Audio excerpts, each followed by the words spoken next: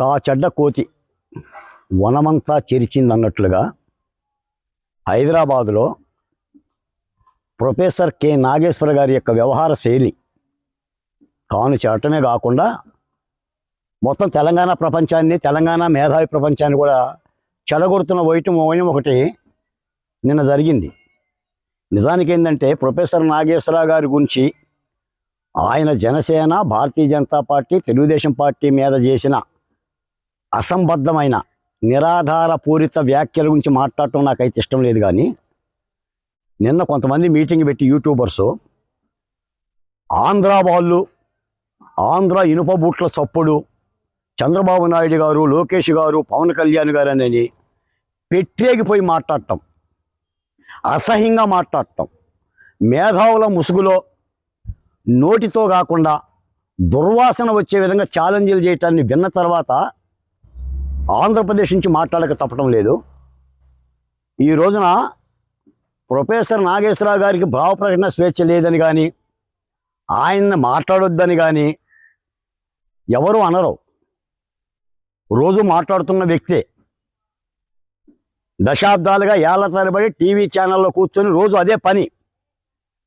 సరే, ఆయన ఏ పార్టీకి మద్దతు ఇస్తున్నాడు, ఏ పార్టీకి మద్దతు ఇవ్వటం లేదు, అశ్వర్ధామ అతహ కుంజరహ అని అన్నట్టుగా ఆయన ఎట్ట మాట్లాడుతున్న ఆయన అంశాన్ని పక్కన పెడదాం. ఆయన అన్నమాట ఏంటి? పవన్ కళ్యాణ్ గారు, లోకేష్ గారి సమక్షంలో కేంద్ర హోంమంత్రి అమిత్ షా గారు జగన్మోహన్ రెడ్డి గారి గురించి చేసిన వ్యాఖ్యలు అనేవి వివాదాస్పదం అయినాయి. దానికి ఆధారాలు లేవు. అంటే జనసేనని, తెలుగుదేశం పార్టీని, భారతీయ జనతా పార్టీని తక్కువ చేసి ఆంధ్రప్రదేశ్లో వైఎస్ఆర్సీపీ పార్టీని, జగన్మోహన్ రెడ్డిని పొడవుగా చూపించే ప్రయత్నం చేశాడు. ఇక ఆయనంతా నిజాయితీ కలిగిన లాంగ్ లివ్ ఫ్రెండ్ లేడని అన్నట్టుగా చెప్పాడు. ఎవరు చెప్పారు ఆయనకి? ఏ ఆధారంతో మాట్లాడారు? ఇది పవన్ కళ్యాణ్ గారు అడిగారు. సాక్షాత్ కేంద్ర మంత్రిని నగుబాటు చేశామని చెప్పారు. ఇది అంశం. దీని గురించి మాట్లాడకుండా ఆయన ప్రజల గురించి మాట్లాడుతున్నట్టుగా, ఆయన మేధావి అన్నట్టుగా, చంద్రబాబు నాయుడు గారు హైదరాబాద్లోనే ఉంటాడు, లోకేష్ గారు హైదరాబాద్లో ఉంటాడు, పవన్ కళ్యాణ్ గారు హైదరాబాద్ ఉంటాడు, మీరు ఎట్టుంటారో చూస్తాం, మిమ్మల్ని కట్టడి చేస్తాం, మీ ఇంటిని చుట్టుముట్టుతాం అంటే ఇదే పని. ఆందోళన తిట్టకుండా ముద్ద దిగదు. నాటి తెలంగాణ పోరాటంలో కూడా తెలంగాణ రాష్ట్ర ప్రజల హక్కుల గురించి, ప్రత్యేక తెలంగాణ గురించి మాట్లాడటం కంటే ఆంధ్రప్రదేశ్ పౌరులని 5.5 కోట్ల మంది ప్రజలను తిట్టే బతికారు ఈ పెట్టిన యూట్యూబర్స్ అందరూ కూడా. దీనికి మళ్ళీ మేధాలు మూసుకోవడం తగిలించుకుంటున్నారు. కాబట్టి ఈ వివాదానికి వెనక్కి తీసుకుంటున్నామన్న తర్వాత మళ్ళీ ప్రొఫెసర్ నాగేశ్వరరావు గారు మంది మార్బలాన్ని పోగు చేసుకొని వ్యాఖ్యానాలు చేయాల్సిన అవసరం లేదు. మీరు యుద్ధం ప్రారంభించారు, నేను యుద్ధం ముగిస్తాను. ఏ యుద్ధం ముగిస్తావు? ఎలా యుద్ధం ముగిస్తావు? ఈ రోజున మీకు ఏదన్నా చట్టపరమైన పోలీసులు ఏదైనా చర్య తీసుకుంటే మీరు న్యాయస్థానాన్ని ఆశ్రయించవచ్చు. మీ పరువు భంగం కలిగితే పరువు నష్టం కేసులు వేయొచ్చు. ఇది కదా భారత రాజ్యాంగం చెప్పింది. భావ ప్రకటన స్వేచ్ఛ ఆర్టికల్ 19 చెప్పినప్పుడు ఇవి చెప్పలేదా? ఇవి తెలియదా? అంటే మీరు మీటింగులు పెట్టేసేసి ఛాలెంజ్లు చేస్తే, తొడలు చూపిస్తే, పౌరుషాలు పలికితే, బూతులు మాట్లాడితే సరిపోతుందా నాగేశ్వర గారు?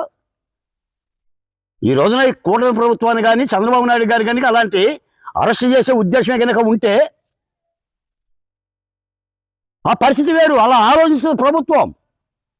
నీ హైదరాబాద్ నుంచి రఘురామకృష్ణరాజు గారిని జగన్మోహన్ రెడ్డి గారు ఎత్తుకొచ్చాడు.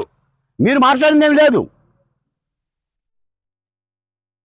పైపెచ్చు ఈ వ్యవహారంతో ప్రొఫెసర్ కెఎస్ నాగేశ్వర గారి వ్యవహారంతో మఠాషు. ఏంటి మఠాషు? అమరావతిలో వేసులు ఉన్నారని మాట్లాడిన వాళ్ళందరూ మఠాస్ అయ్యారు. రాజధాని మీద నిప్పులు గక్కిన వాళ్ళందరూ కూడా మఠాస్ అయ్యారు.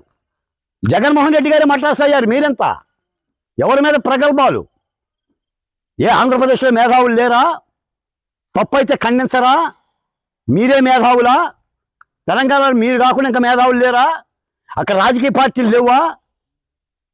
అంటే రాజకీయంగా ఒక పార్టీకి మేలు చేకూర్చడానికి మీరు మేధావులు ముసుగేసుకొని ఇష్టానుసారంగా మాట్లాడితే ఇదే కదా చేసిందే తప్పు.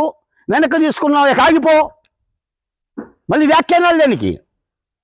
కాబట్టి నాగేశ్వర గారు ఆలోచించాలి. నేను మేధావిని, నన్ను అందరూ గౌరవిస్తారు, అమెరికా నుంచి అమరావతి వరకు నేనే మాట్లాడతానన్న నువ్వు ఏం మాట్లాడుతున్నావో కూడా గ్రహించాలి. మిమ్మల్ని ఒక రాజకీయ వస్తువుగా వాడుకుంటున్నారు, ఒక రాజకీయ పనిముట్టుగా వాడుకుంటున్నారు. ఉన్మాదంతో మీ చేత మాట్లాడి మిమ్మల్ని అరెస్ట్ చేసేంతవరకు తెస్తారు వీళ్ళంతా. కాబట్టి ఎవరు మంచో ఎవరు చెడో గ్రహించాల్సిన అవసరం ఉందని ఈ సందర్భంగా తెలియజేస్తున్నాను.